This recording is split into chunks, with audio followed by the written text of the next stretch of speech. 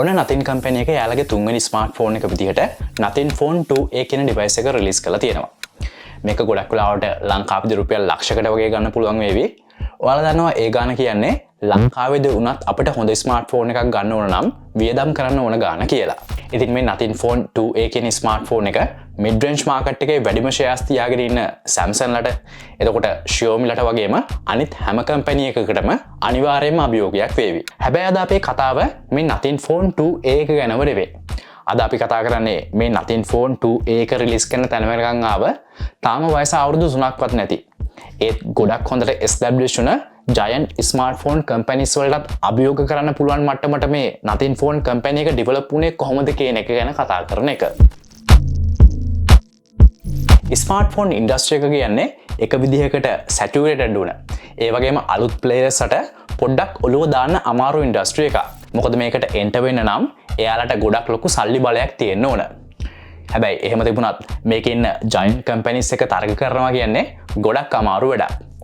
ඉතින් මේ ඉන්ඩස්ට්‍රි එකට එන ගොඩක් කට්ටියට වෙන්නේ එක්කෝ පරාද එහෙමත් නැත්නම් තාමත් සාර්ථක නොවුණු ගොඩේ ඉන්න. හැබැයි අද අපි කතා කරන මේ Nothing කම්පැනි එක මේ ඔක්කොම අභියෝග වලට මුහුණ දීලා අද වෙද්දි මේ ඉන්ඩස්ට්‍රි එකේ කතා බහට ලක් වෙන කම්පැනි එකක් වෙලා තියෙනවා.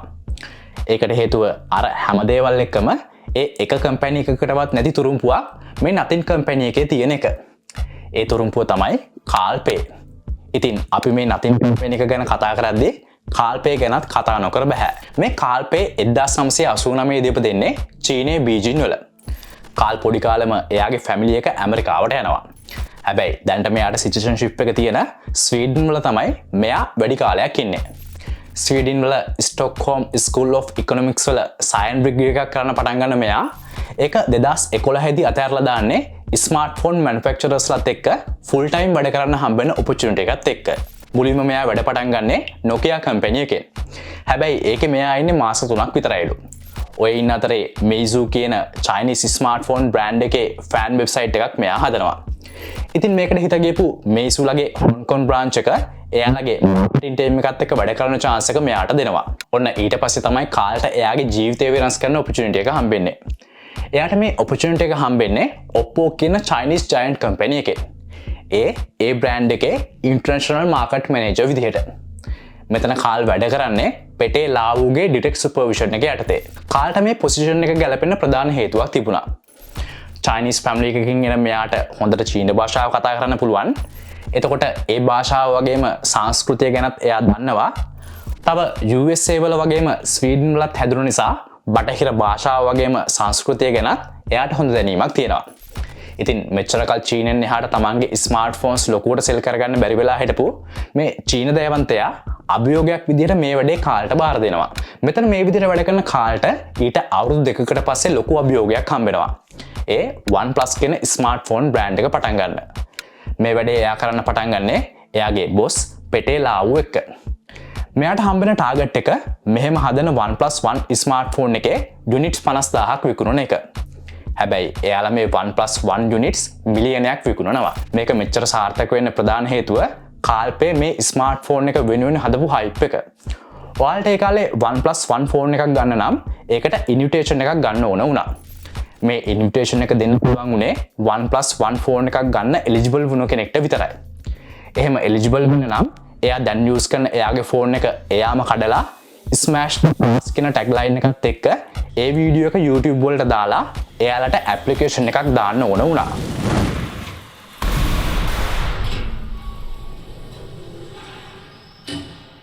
කාල් කියන විදිහට එයාලා මෙහෙම කරන්නේ එයාලගේ පළවෙනි යුනිට් 100 සෙල් කරන්න loyal customers set එකක් හොයා ගන්න ඕන නිසා. කොහොම හරි මේ hype එක ඉවර වෙන්නේ දවස් 7ක් ඇතුළත එයාලට application 1,40,000ක් හම්බෙලා. Just like the S5. So let me know what your thoughts are down in the comments.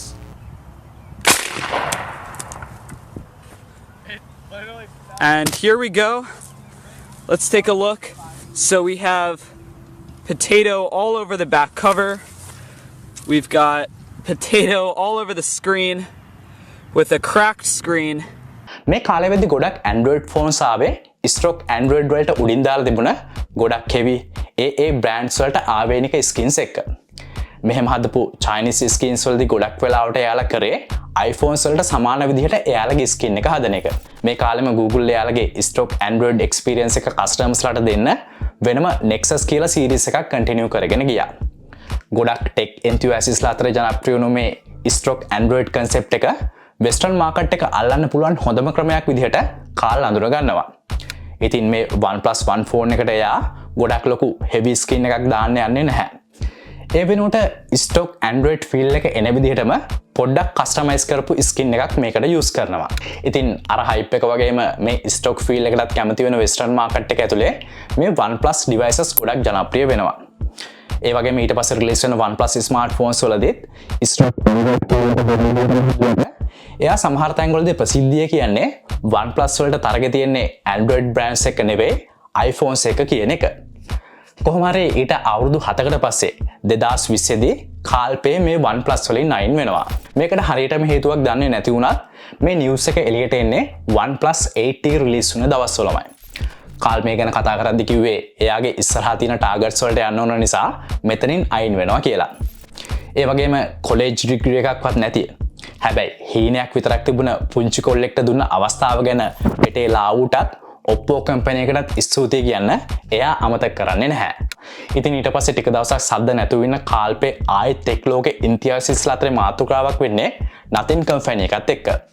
එයාලගේ පළවෙනි ප්‍රොඩක්ට් එක උනේ Nothing Ear 1. මේ Nothing Earbud එක කියන්නේ ඒ කාලේ විදිහට revolutionary ප්‍රොඩක්ට් එකක් නෙවෙයි. ඒ කියන්නේ මේක ඒ කාලේ මාකට් එකේ ගන්න තිබුණ earbuds වල තිබුණ features වලට වඩා අලුත් features එක ආව earbud එකක් නෙවෙයි. මේක ඒ features අඩු වැඩි විදිහට තිබුණ හොඳ sound quality එකක් වගේම ඒ වල තිබුණ හැම feature එකක්ම consumers වලට ප්‍රශ්නයක් නැතුව use කරන්න පුළුවන් විදිහට ආව earbud එකක් වුණා. ඉතින් මේකම වෙන මොන කම්පැනි එක release කරත් මේක මෙච්චර කතා බහට ලක් නොවි තියෙන තිබුණා. හැබැයි මේක release කරන්නේ Carl Pei. මේ earbud එක හදලා තිබුණේ transparent feel එකක් එන විදිහට. ඒ කියන්නේ මේකේ තියෙන අපිට පේන්න ඕන නැති parts හරිම intelligent විදිහට buds වලදී වගේම case එකේදී transparent feel එක එන විදිහට ලස්සනට හංගලා තිබුණා.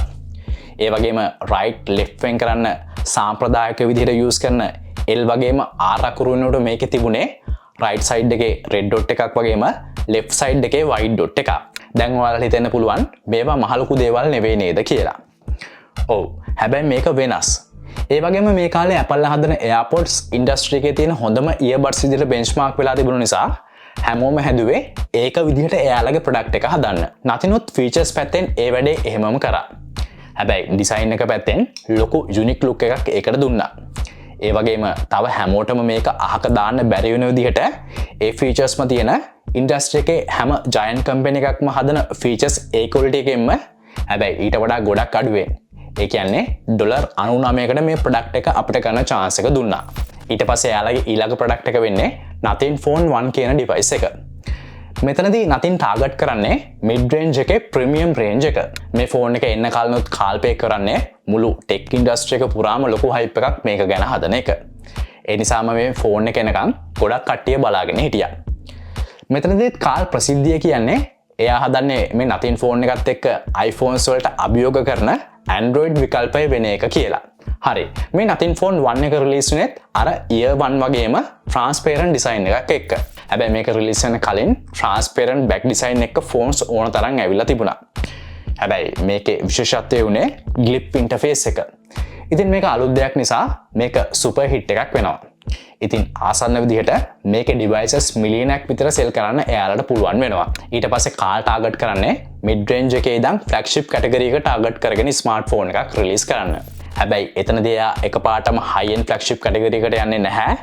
ඒ වෙනුවට අවුරුද්දක් පරණ Snapdragon 8 Gen Plus 1 SoC එකත් එක්ක flagship killer එකක් විදිහට මේ Nothing Phone 2 කියන device එක release කරනවා. performances පැත්තෙන් වගේම build quality එකනොත් මේක improve කරලා තිබුණා.